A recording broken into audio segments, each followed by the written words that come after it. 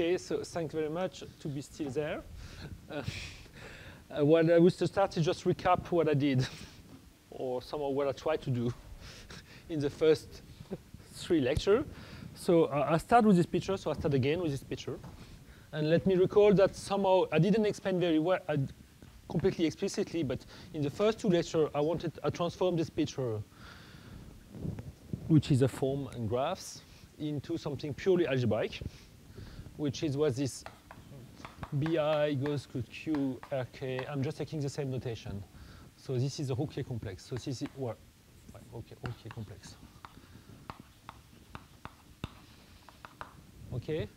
And then I checked that this defines the braid group computation. And then I said, well, if you want to get an invariant of the closure of the braid, what you do is you apply this Hochschild.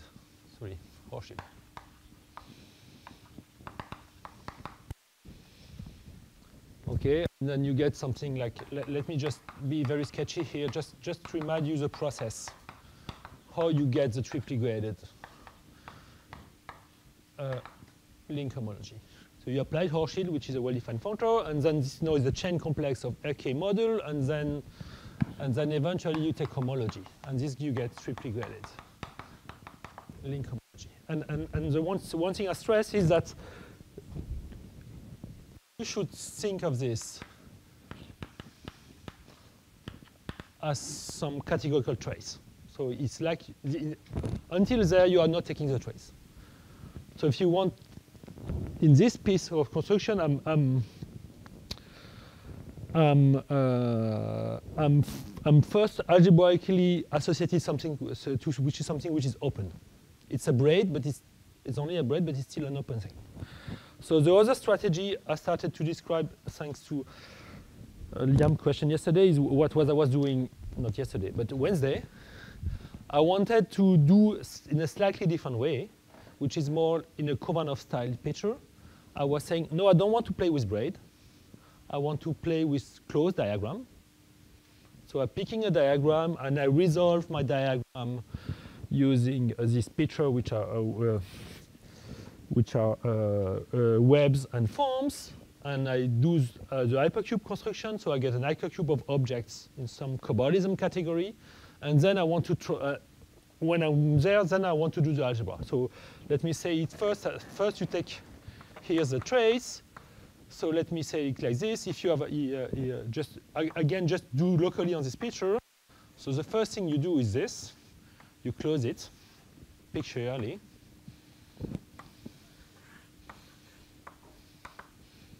And let me not draw the form, even if you can. I guess, hope you can imagine. You can imagine how it looks like. And then spend the rest of the lecture on Wednesday trying to tell you I can transform this picture by applying my functor I call, I guess, Vn. So Vn is a functor. So Vn was my functor. Sorry. Was my functor from form into, let's say, graded the x1, xn symmetric module using my universal construction. So I get a chain complex of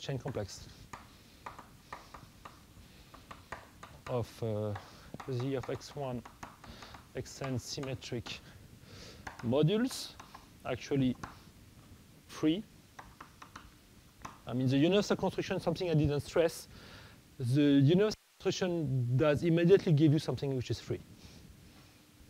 I'm starting with a free generated, and I'm crushing by the kernel, so it's, all of this is perfectly fine. Then I'm taking homology of this chain complex. And I get something which is called KRN of the closure. And I didn't say, and I didn't put anything about that, but is that once with this Vn, you build something which is a link invariant. And for particular, for n equal 2, this is Kovanov.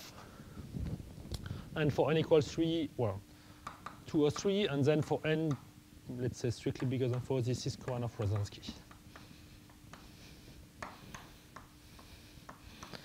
For the first definition, what I want to do today, quickly, hopefully, is to tell you why a little bit why this is a link invariant. Why with the construction I'm doing. Sorry?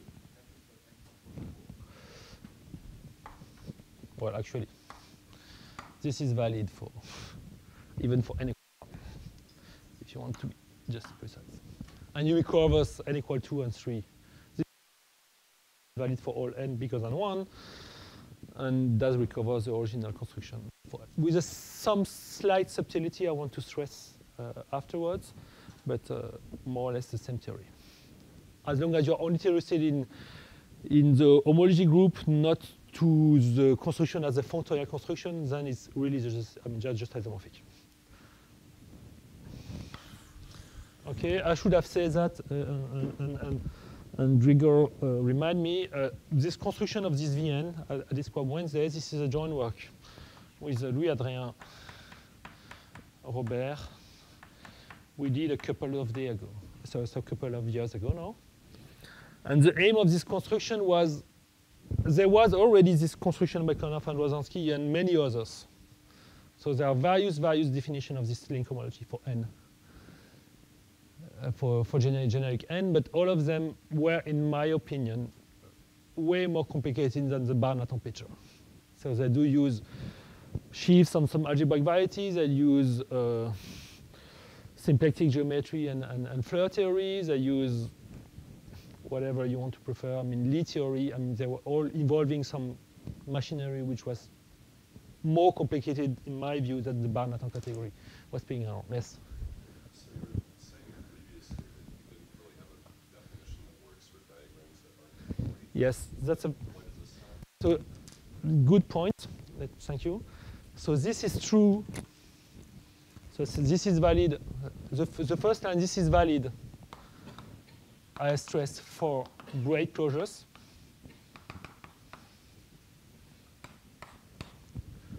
And this is valid. Well, this is valid for any diagram. So this, sorry? Oh, yeah. Oh, so, and again, good point. This is only a bi-graded theory. I mean, this is for n equal 2, this is just Kohanov. I'm not, you do not see, if you remember the third grading, if you remember the gradings, the one, essentially, you should think the grading C is the Horchy grading. It's not there. I have a chain complex grading, and I have an internal grading, which is, again, all the time the same. The issue is that there's not a chain complex or a capital N gradings. No, n is just an additional choice I start with. For each n, you have a theory. Yes?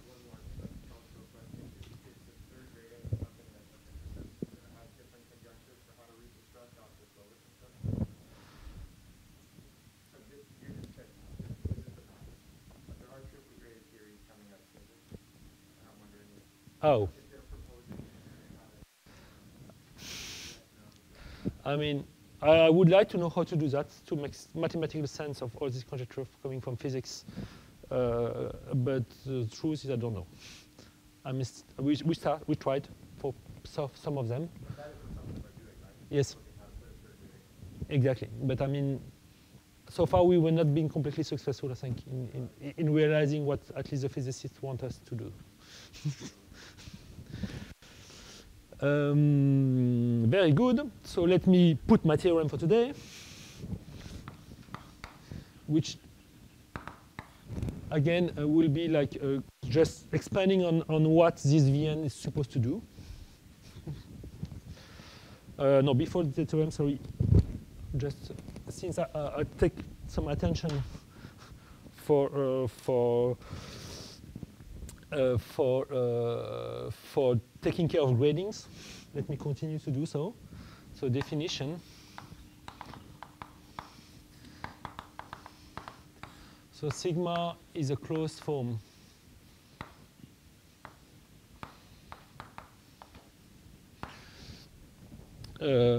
C is the coloring.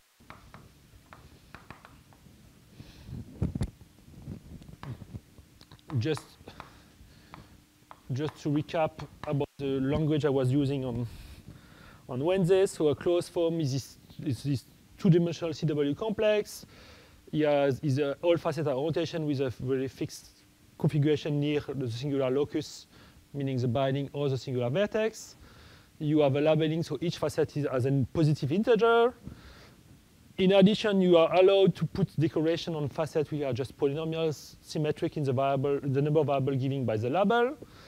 And then on top of that, you start coloring your form with subset of a given set of cardinality, which precisely does depend on n. And so C is the coloring, and I will define the Q degree, or definition proposition, because the way I'm setting it's just something which is not obvious. The degree of a form sigma is the sum of I less than j minus the Euler characteristic of the sigma ij. Hope I don't mess it up.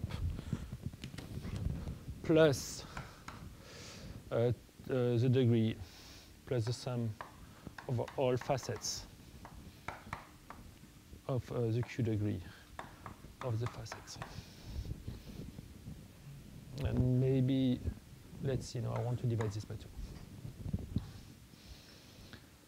Okay, why is it not just a definition? Because in particular, I'm claiming that it does not depend on the coloring.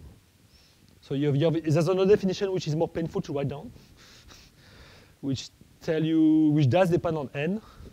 I mean, even if it doesn't look like this quantity, it does depend on n. And so there's a quantity like computing a given degree for a vertex, for an edge, for a facet, and grubbing around. And just to say I'm consistent, the degree of all variables, polynomial-like variables showing up, which includes that one, are always 2 for me. Okay, the degree of x, whatever x is the degree of degree 2. So that's the degree of a form. So in particular, this is I'm just telling you what I didn't say on Wednesday, but which is written on the board. The module I'm creating are graded. So they are z graded, and that's the grading I take care with. Okay, very good. So no theorem. Yes? Yeah, the number of colors is fixed. N is fixed. N is fixed greater than or equal to 1. Yes?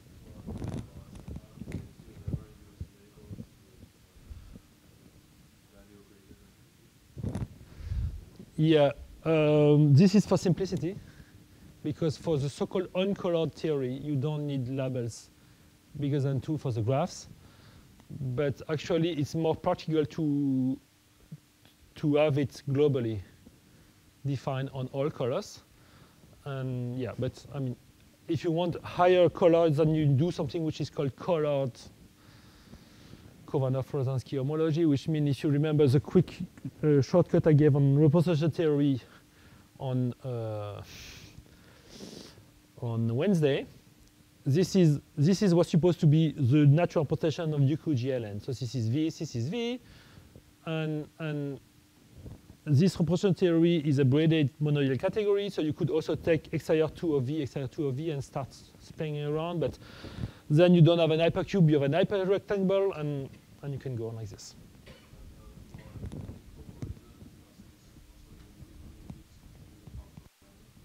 Yeah, this I will come back to this. Yes, I mean this theory on the bottom. One of the main advantage of this construction, which is it did allow to prove that Kovanov, in a natural way, that GLN homology and in particular Kovanov are strictly functorial. So it's a strict functor.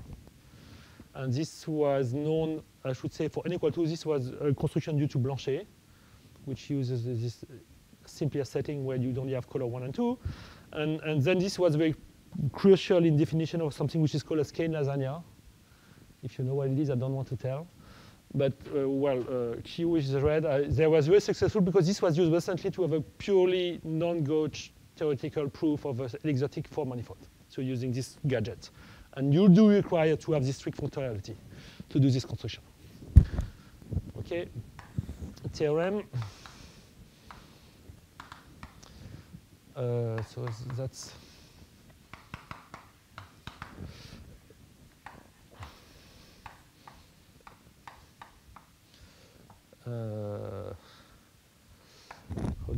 how do I wrote that? Yeah.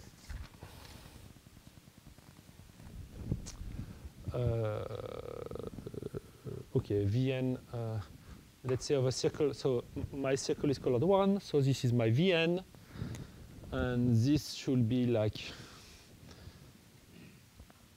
isomorphic to. Let me be precise here. Z of x1, xn symmetric, an additional variable x, and the product of the x minus xi for I equal 1 to n. And the degree of variable x is always 2, and then you have to shift it by hopefully 1 plus minus q minus n. So that's a graded Frobenius algebra. And again, if you take n equal 2, this is essentially the algebra that Liam is using. Let me do another local relation. Q minus n minus 1. And I mean, quick safe locality. If n equals 2, this is a graded modulo free rank over this ring with bases 1 and x. X is degree 2. So if you don't shift, it's 1 plus q squared. So you have to shift it down by minus 1. If n is 2, then you shift down by minus 1. I got my preferred dimension. So in other words, the q dimension of Vn of a circle, this is just quantum n. So q to the n minus q to the minus n, q minus 1. Then you have Vn, sorry, let me do it this. So that's a 2, that's a 2, that's a 2. And again, as pointed, there are a couple of relations which are valid for any label, but I'm just writing down the easiest one for label 1 and 2, just because this is enough for our purpose. So Vn of this is q times Vn of this, direct summand, isomorphic, sorry, q minus 1 Vn of that. So that's one relation. That's another relation.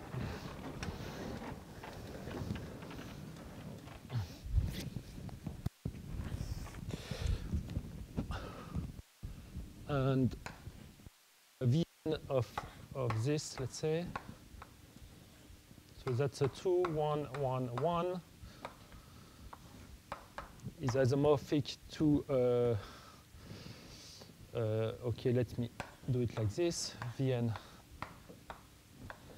of 1. And let me introduce, sorry. Okay. So this is a Q polynomial. So this with the definition as here. This is Q to the n minus 1 Q. So it's a sum. Well, by this I mean I have n minus 1 copy of Vn shifted accordingly to what the power of the polynomial here is. Okay, is that okay? So you have n minus 1 copies with a given shifted by 1. In particular, if n is 3, for instance, so you have, because this is quantum 2, so quantum 2 is q plus q inverse. So this means I'm saying that v3 of this is isomorphic to q times v3 of that plus q minus 1 v3 of that. Okay, very good.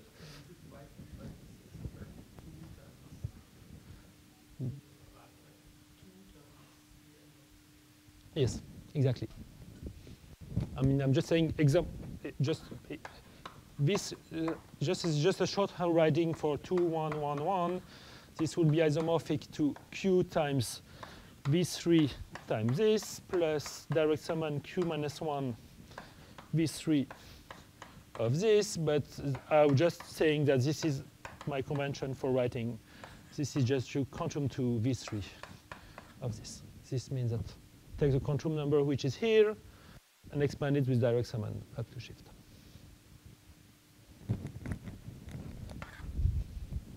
Okay. Then Vn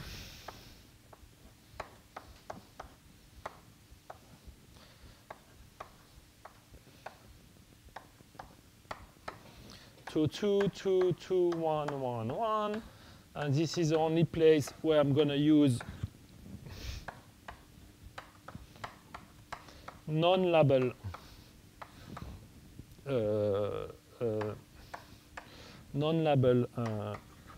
only 1 and 2.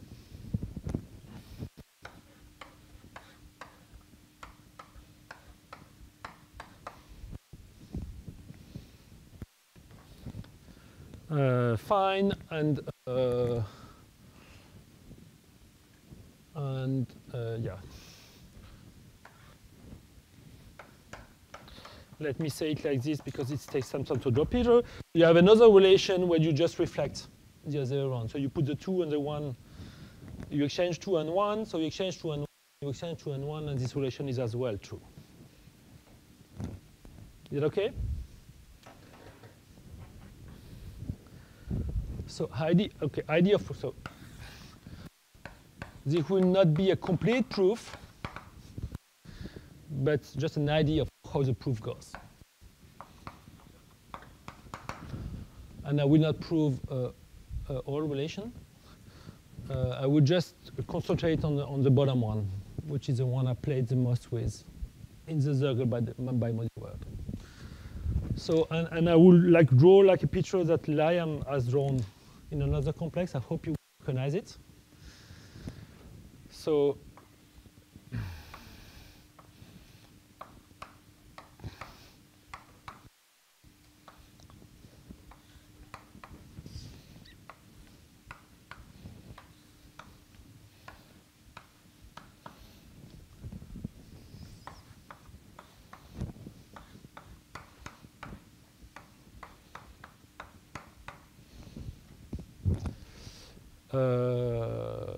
okay, fine. And what you do is you draw the most natural form you can think of. Let me just stress what is red. So this is red, and in white is something which is one colored, so one label. Sorry.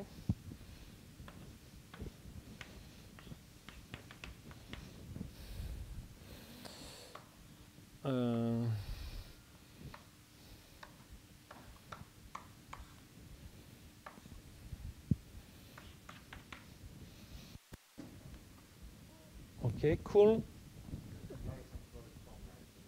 Sorry? Yes. Yes, exactly. So this is aimed to understand, let me say what you want to do. So I want to put a dot. What would I want to do? Yes, I want to put, let's say, a dot on this small facet which is here. By dot, what I mean P is just X. Okay, this is a facet colored 1, so I'm allowed to decorate with a one variable polynomial, and the one variable polynomial taking is just X. Okay, and hopefully I'm doing it right. So, and then I'm doing another one, but on the back. Okay, this is on the back. I don't know, you can see it. This is in the back. Again, it's an X. So what do you want to prove? You want to prove such a kind of delooping lemma. So you want to prove that this, whatever, when I apply the functor, this is isomorphic to a direct summand of these two elements. And for this, you need to know that, what? Basically, what I'm describing here is what kind of relation do you need? You need, again, as in Liam talks, you need that this composite is an endomorphism from this object into this one. And you want this object to be an idempotent, and the composite in this direction to be also an idempotent, and you want this idempotent to be orthogonal. So what we want, well, what we want on the end of the day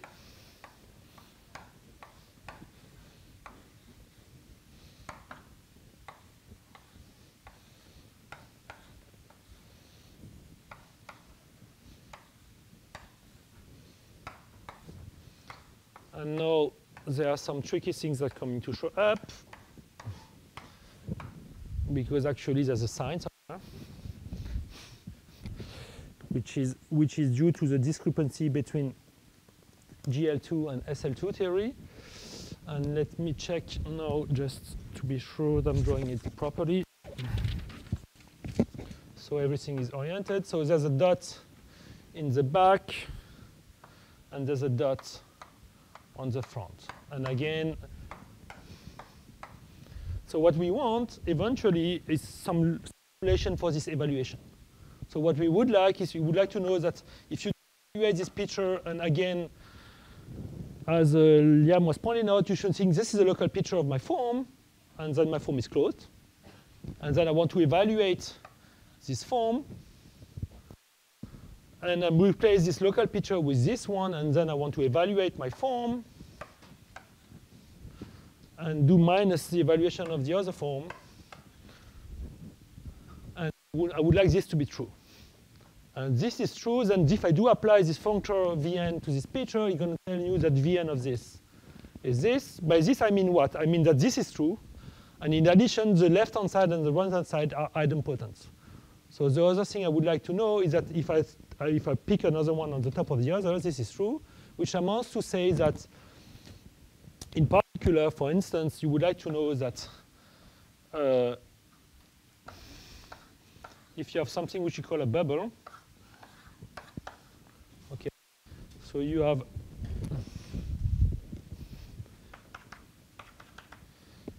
a facet 2, and you have two disks, one disk which are glued here. This is oriented. You want this to be, I don't want to bother with sign, but at this point, but you want this to be just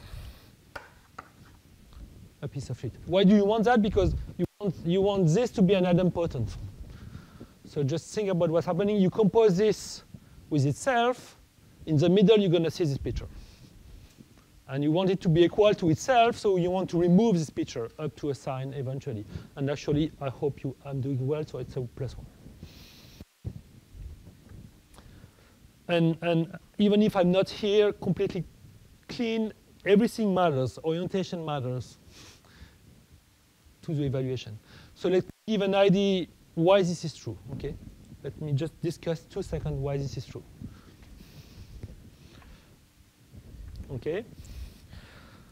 So for this, you want to understand how the evaluation formula behaves. And actually, you can fix the coloring, because if everything works fine, you want this to be up to a fixed coloring of the boundary that you see. Because if it's not the case, this is non-local. So this means that you have to worry about how the forms close, and so if it doesn't behave like that, you never prove something like this. So actually, what you can do is you can fix the coloring. Okay, fix the coloring of the boundary. Let me do it just with chalks. So for instance, you want to be orange, and the one in the back to be blue, and don't add the colors to me. So this means that this is blue and colored, and blue and colored. Okay, that's a possible coloring, whatever are numbers between 1 and n. So since you want the boundary to be fixed, this is again orange and blue, and this has to be blue, and this has to be orange, and this has to be in the front this is orange, and in the back this is blue. I hope you follow. Please tell me if it's not the case.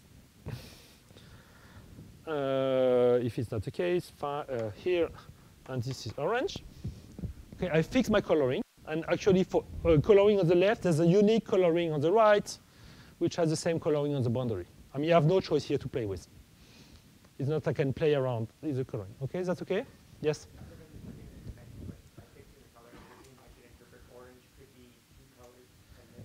No, orange. So this is a facet label 2. So this means for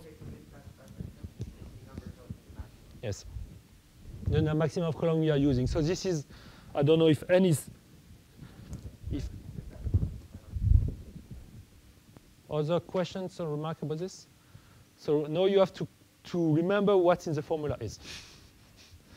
So there are various contributions.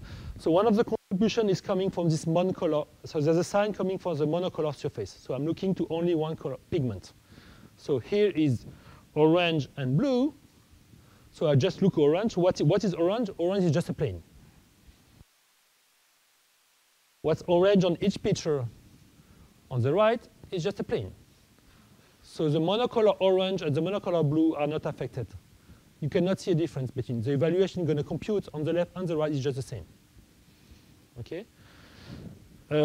What you do care is what is the sigma. What is the bicolor surface orange and blue? Okay, what's the bicolor surface? Just recall what the bicolor surface is. You pick facets which are colored either orange or blue, but not both. So what do you see locally for the orange-blue picture coloring surface on the left is just this cylinder. Okay, this is just a tube, which is here. And what you do see on the right is just one disk and one disk and one disk and one disk. So if you look to the Euler characteristic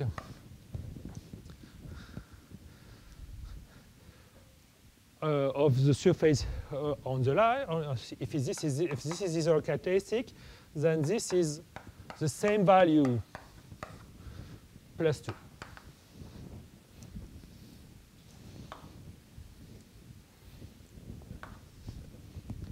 Okay.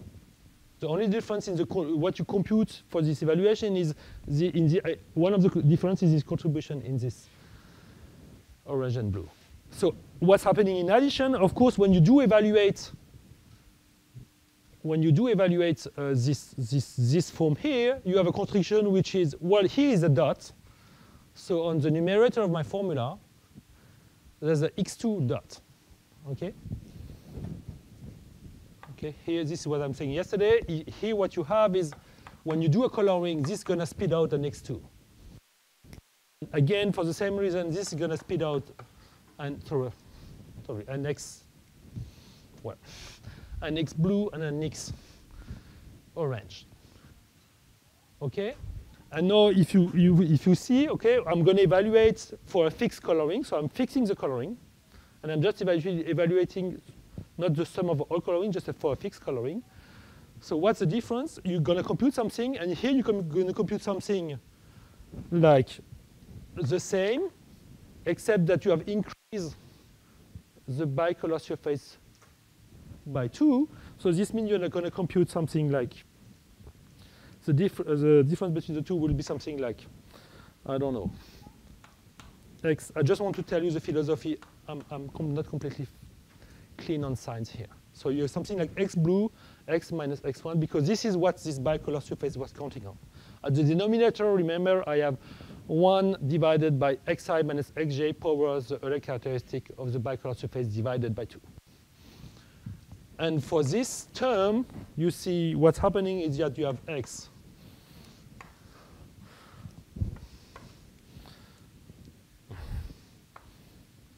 And again, here you pick x orange, and you still have a difference in the Euler characteristic by 1.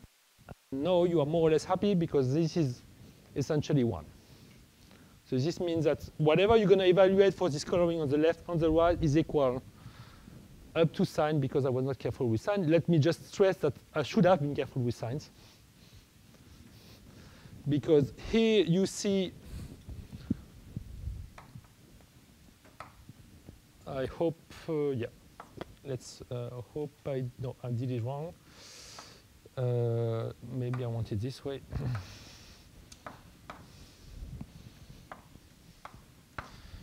because here you have pieces of this theta ij.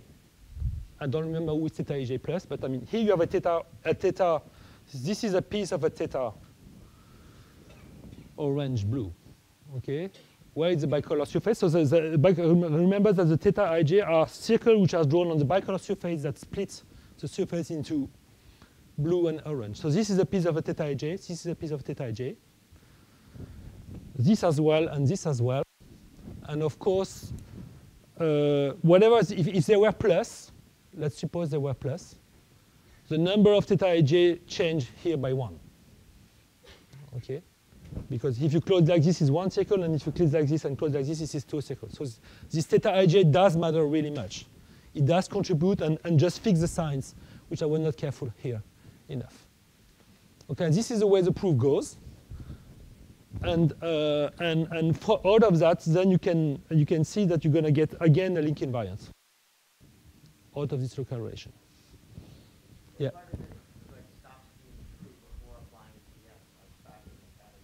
Oh, this is completely wrong. I mean, this is not true in the category. So the other thing you would like to do, which you could have done, I mean, this local relation were known by people before we define the closed evaluation. I mean, this is if you play around with the forms and you force it to be a link invariant, you're going to cook up this relation. You're going to realize you do need this kind of relation. But now what's working magically in the Barnard case, which is not working for n general, so OK, fine, I take the form category. I mod out the home spaces by the local relation I want it to be. So forgettable bracket, I'm just playing the form category and doing like IMDs, like just force this to be equal to that, blah, blah, blah. How do you know you don't get 0? I mean, even in Lambstock, you have to do something to just be sure that you don't get 0. It turns out that for n equal 2, you can do it by hand. You can check by hand that the category isn't 0, and you can live for that. For n bigger than 3, strictly, I mean, starting from n equal 4, you cannot. We are not. We don't know that if you give me the local relation, you can check by hand that it doesn't collapse the category. No, we know it doesn't, because you have a functor into some graded module which is non-trivial. So fine, it doesn't collapse. But you could play around again, forget it about the evaluation of the functor just with the local relation. This is fine now because you know this formula evaluation tell you that you can do that. Questions, comments? Yes? They are the module relation. Yes. So I just put on the board what's guaranteed that, what did I put on the board guarantees 2 things, even if I don't want to prove this. It guarantees that if you give me a web with only label 2 and 1, I can compute the value of Vn on any graph. This is enough to do so. And in addition, it guarantees the Radmacher move. So this is guarantee. Essentially, this is telling you Radmacher 3 is true. If you recall the proof of Radmacher 3 I do in the Zergel bimolecule, this is guarantee actually that Radmacher 1 is true. This is, no, see, hold on. This is Radmacher 1. And this is Radmacher 2. And you also need this one to be Radmacher 1.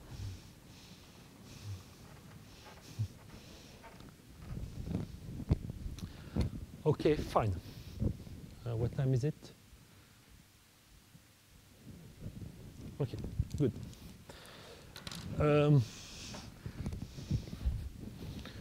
No.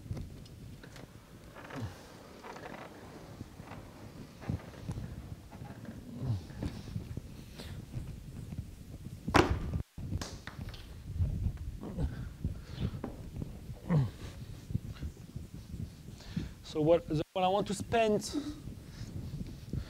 the last 20 minutes, I guess, is telling you a bit about why I claim that the form picture is as well valid for the Zergel category, I mean, for this bimodule story.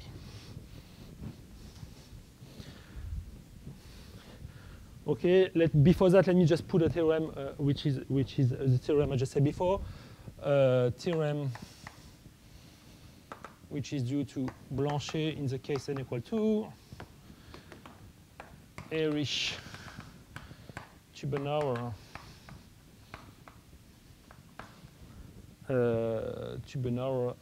Wedrich.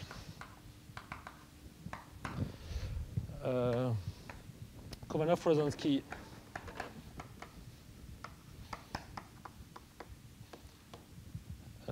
GLN link homology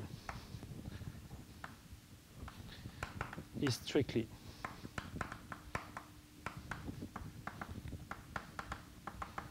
functorial.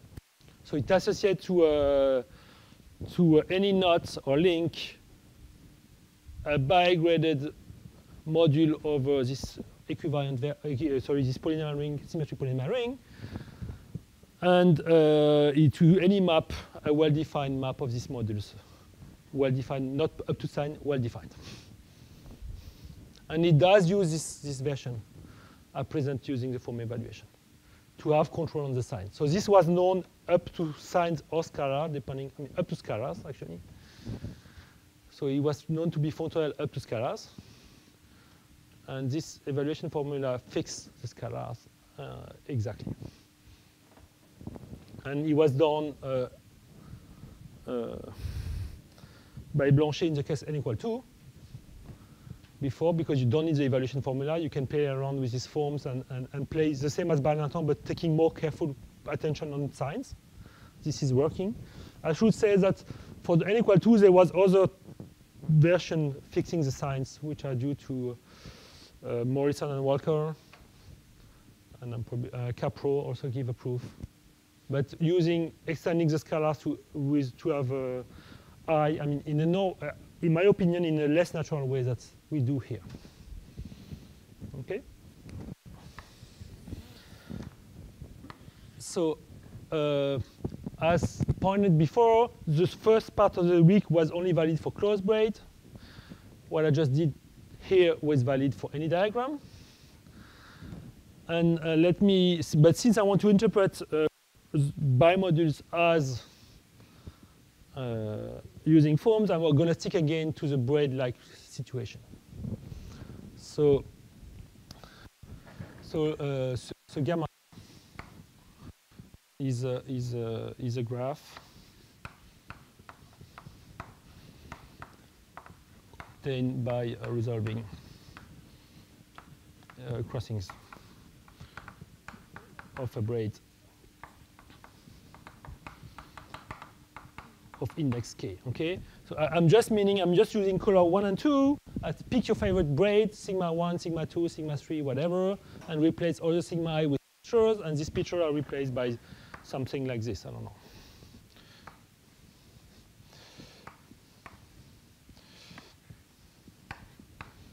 Okay, that's an example. And again, this is valid in more generality for any label, but let's just stick to this uncollocated I played with. So this is my gamma. It's an open graph. Here k equals 3. And this is only kind of an example. So it's you plug one on top of the other, one of these so-called dumbbell, one on top of the other. So that's my gamma. Okay. Okay, and what I do now is that, let me draw pictures in a cube. So my gamma is going to be on the bottom. I mean, enter in here, let's say.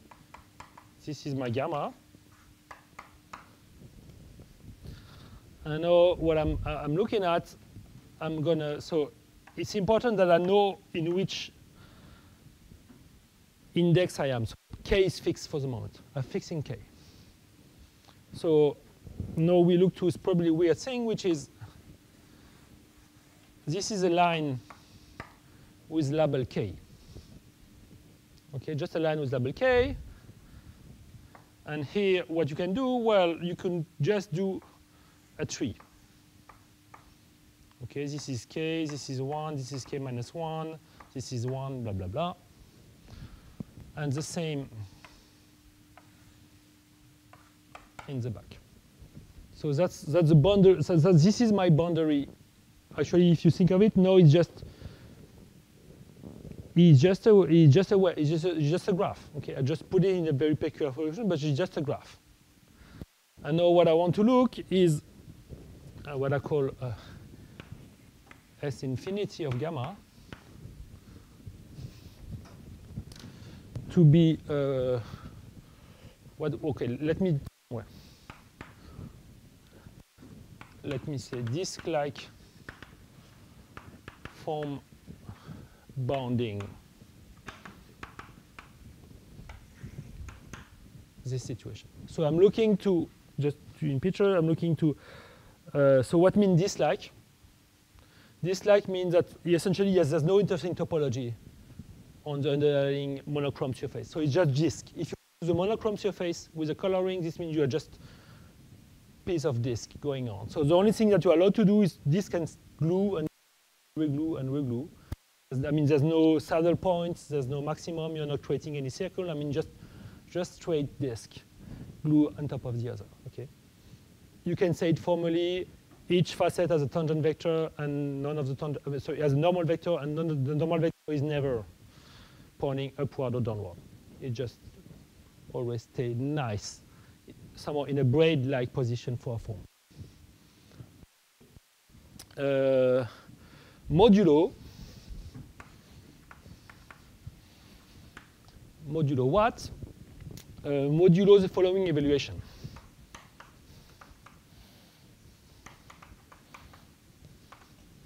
So, okay, maybe I do it now. Let's call this tilde for a second, as I did last time. So again, looking to forms which are, for the moment, without any constraints.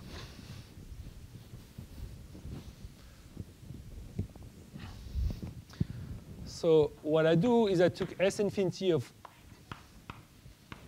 tilde of gamma, tensor product S of infinity tilde of gamma, and I will tell you how to go into Z of x1, xk symmetric. I would like to stress that the k which is here is the k which is the number of strands. I mean,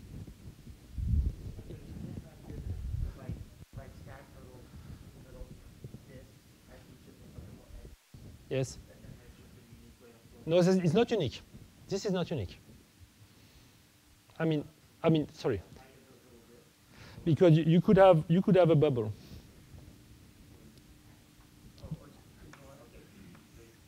They could bubble, for instance. This is fine. If sorry, well, bubble and then I don't know.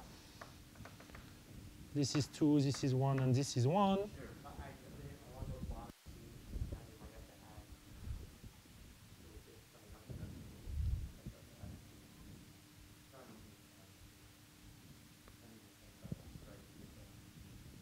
I mean, this could happen. But you are right in the sense that once I'm going to model by relations, the only thing, let me say it right now, the next fact will be I'm going to model by something, by the evaluation. What's going to happen is up to decoration, there's a unique form like this, up to a relation which you take the tree and push the tree all along the graph gamma on the bottom, and there's a unique one like this. So in particular, I don't care about that. So what is this process? So I'm picking sigma 0 and a sigma 1. And again, Gregor may complain, I'm not caring about, let's say I'm gluing sigma 0 with sigma 1 bar. So I pick one, pick another one, reflect, glue it on the back, and then glue it something we call it binding. So take this form and just straight everything like this, so it does look to something like you have your tree,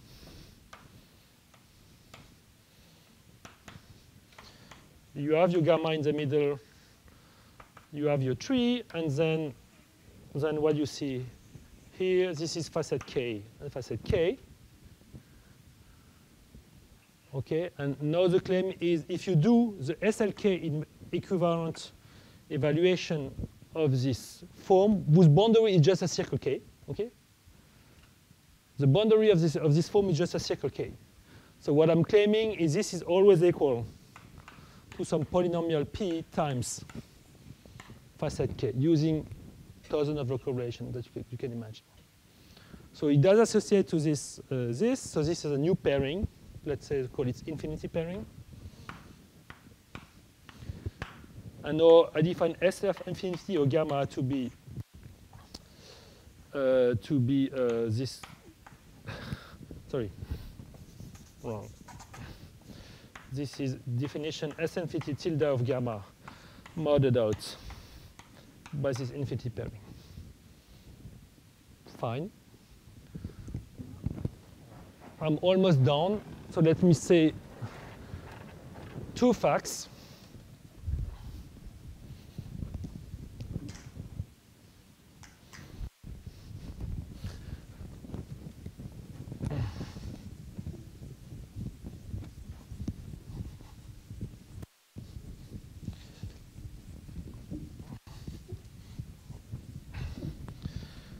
Two facts. Fact.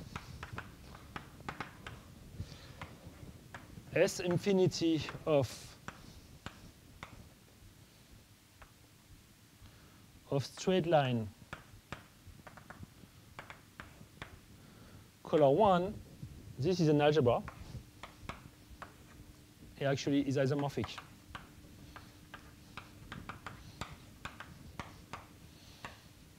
To RK. So as Lam was pointing, the question is whether there are interesting topology showing up in the form, and the answer is no. So if you have a straight line and you want to form from the thickness edge K into this, basically the only thing you have a tree going on, but what's left are decoration. You could put decoration on each facet, but I'm claiming in addition that don't need to color the facet K, the bigger one. You can just color the bottom, which amounts to say, well, you have variables, one for each strand. Fact 2, S infinity of gamma is an RK bimodal. Okay, just because how the action looks like, well, you glue the tree with the decoration on the left and on the right of your, sometimes we call a tree-like form. And now comes I just want to finish with a small computation. Suppose gamma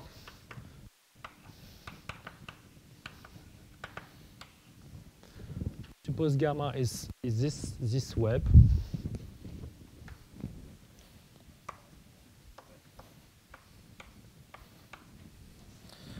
Sorry, gamma 0, no, gamma 1 is this web, and gamma 0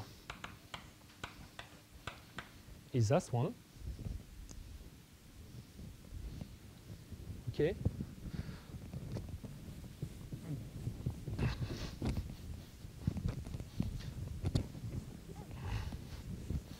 Well, up to shift S infinity of gamma 1 is just, is isomorphic to BI. Okay. It's just the same thing. And moreover,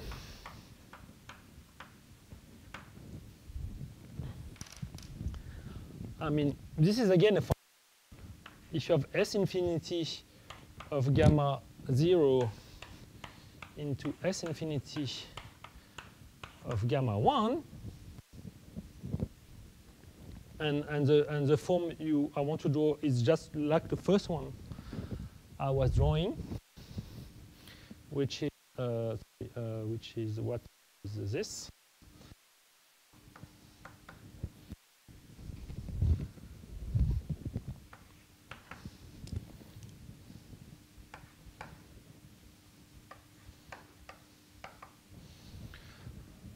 Okay, this is the form I was playing with.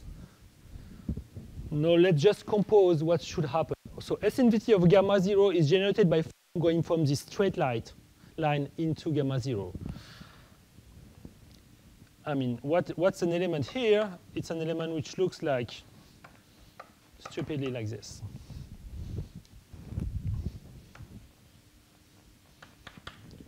I'm claiming this, because I was claiming this is just the algebra.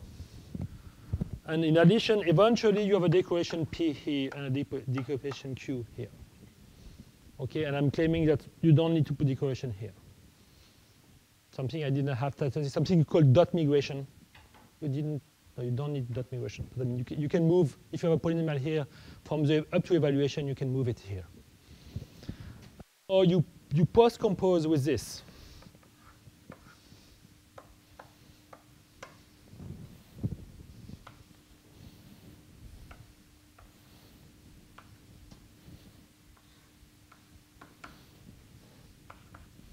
Okay, and then again, you should be given a unique tree-like, there's a unique form. You can simplify this situation. What you see in the middle here,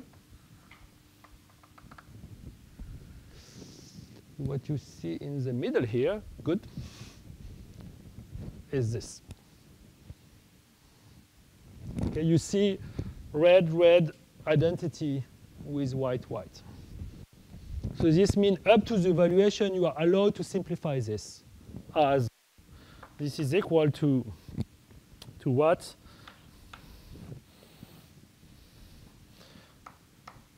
To something. You have to think about it.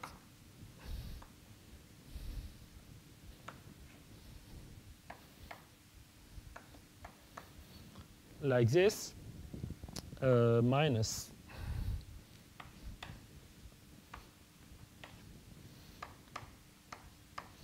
something like this. Okay, let's put me p cube to 0, so just put an NP thing, but then you have this dot here putting around. So you have a dot, I don't know, if you maybe I'll mix it up, but one is here and the other one is there. And if you think what I'm saying, I'm just saying the first map, which is a non-trivial bimodule map, sending 1 to xi prime minus xi plus 1.